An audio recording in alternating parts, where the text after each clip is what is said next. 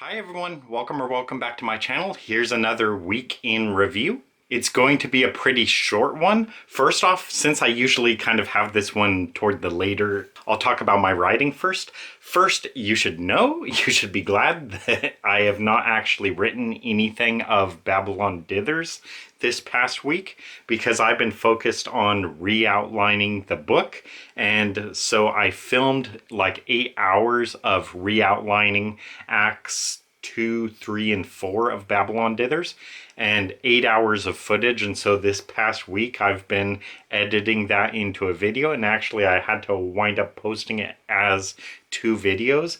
So I got that done, so that is finished. So that is uploaded now onto my channel. I know probably no one's going to watch it because altogether it's like 6 hours and 18 minutes of me editing Babylon Dithers. But even though it was a lot of work to do all that, and I know no one's going to watch it, it was still very helpful for me because I was able to re-outline the book. So I think it's going to be much better going forward. So that was very productive for me, I think. So I think that's pretty much all I really want to say. Well, there is one more thing about my writing, but that's it pretty much for Babylon Dithers.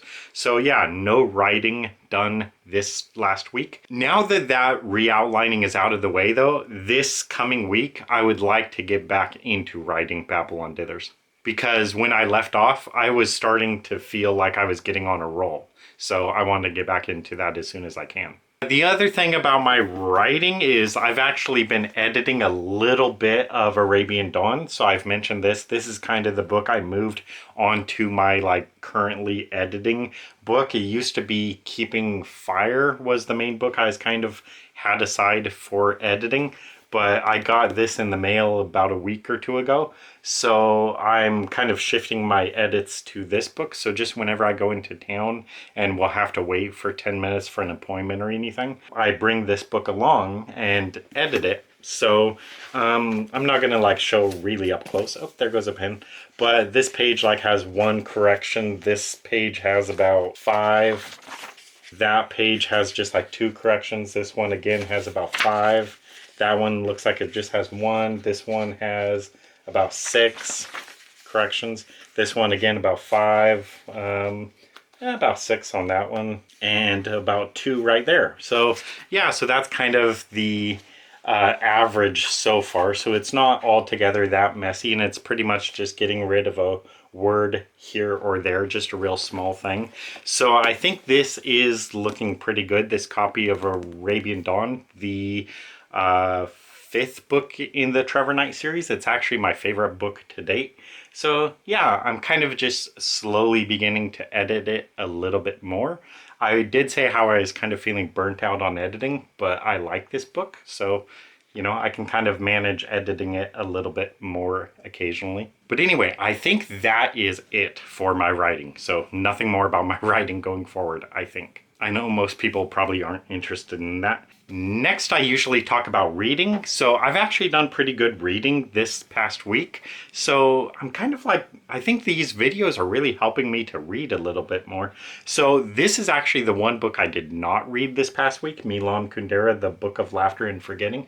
This is one of the books on my currently reading list, but I have not read this one this past week. Not for any particular reason. It's not like I don't like that book or whatever. I was just reading these other books. So I have read little bits of Robert A. Heinlein, Starship Troopers. The scene I read is he is still in boot camp and he's kind of struggling with whether or not he wants to continue that.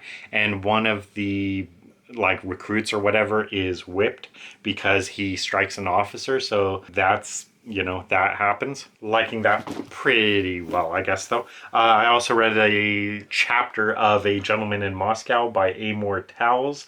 Liking it pretty well. The only thing that confuses me about this book is it seems like the beginning of the book says that the guy is going to be confined to house arrest, but then he keeps having visitors and he goes on a walk, and then in this last chapter he goes down to, I don't know exactly what it is, but it's the bottom floor of a shopping mall or something, and he has a shave from the barber. So I was just kind of I thought this guy was under house arrest, so I'm kind of confused about that. Because like the first chapter I thought said like you have to return to your house and you're under house arrest, and then they move him from one house to another, but then he can just leave that house. So it's like, was his house arrest only to his previous house, or did I just misunderstand that and he never was under house arrest?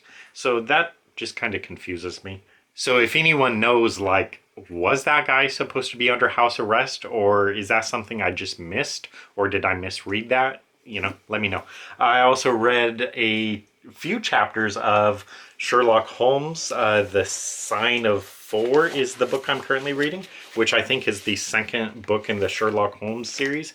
I was originally saying how I kind of like Arthur Conan Doyle's writing. I think it reads relatively modern, even though it's written like over 100 years ago. It doesn't really feel too much like it's written 100 years ago. Kind of my problem with this story, though, The Sign of Four, is it seems a little confusing because it's like the plot of the book. It's like something about a treasure and this woman's father, and I don't really quite understand too much what's going on with all that. Like, I just kind of, I don't know, keeping track of that plot, exactly what was going on, was kind of confusing me. And something I don't really like about this story specifically is basically there's two criminal suspects. One of them, very clearly in the book, has a wooden leg, and the other is like a really small Oriental guy. And the problem with that is it's like that does not require any real kind of clever deduction or whatever. Like, we are looking for a one-legged man and a dark-skinned, really small Oriental guy. Like, that would be pretty easy to spot. Like, oh shit, there he is right there. There's a one-legged man and an Oriental guy. That must be them. Like, that doesn't require a very high IQ to like figure out that. And also they're looking for a boat, and so it's just like, it's something like, oh, it's a black boat with like a red or a white stripe through it. So it's just like really obvious, like, oh shit, there it is. So as far as like Sherlock Holmes being some kind of like genius detective, this does not require really genius level detective work. Like, just, oh, there's a wooden legged guy. Like, that's super obvious. So from that standpoint, I just don't really like it, because that's kind of part of the allure of Sherlock Holmes, is like, how does he figure these things out? But then it's just like, okay, we're looking for a one-legged man, a small Oriental guy, and a black boat with a white stripe through it. It's like, they may as well like be wearing shirts that say like, I am the suspect or whatever. I mean, it's like obvious, not really very clever detective work required on this book. I guess that was it for my currently reading. So the other thing is, this past week, so just like the day after my previous week in review video, I got this book at the bookstore. So I was shelving online books because I work at the bookstore, you know. And so I saw this as a new arrival waiting to be shelved in the online section. And so Gregory Maguire, Son of a Witch. So that's the author of the Wicked series.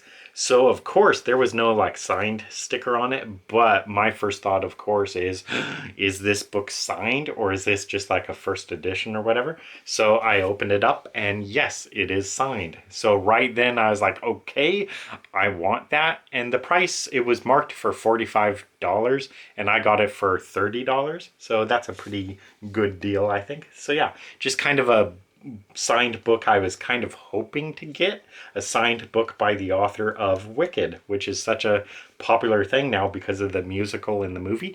So what I did is I decided I wanted to do a review of this book. I've never read Wicked. I really have problems with it, and I don't want to go into that here. So I was like, okay, well, I'm going to film a drunk booktube video, like saying why I do not like the idea for the Wicked series.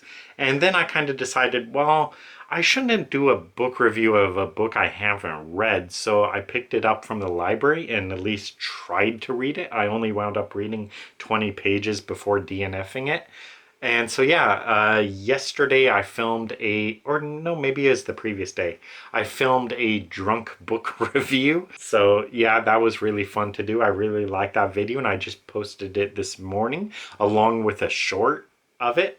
I think I can try to post both of them maybe. So that's what I think I'll try to do, is if I can, I'll post the short and the long version. The long version is unfortunately like 56 minutes or something.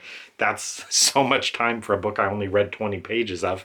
But yeah, so if you don't want to watch a 60-minute video, you could just watch the short if you want. I would appreciate that. You know, I put a lot of work into it and I really like that video. I would wish that you would watch the full thing because I just really like it. I think I'm saying some stuff that to me I think is very important to say. So I would definitely strongly encourage you guys to watch that video, the full length review of Wicked and my issues with it.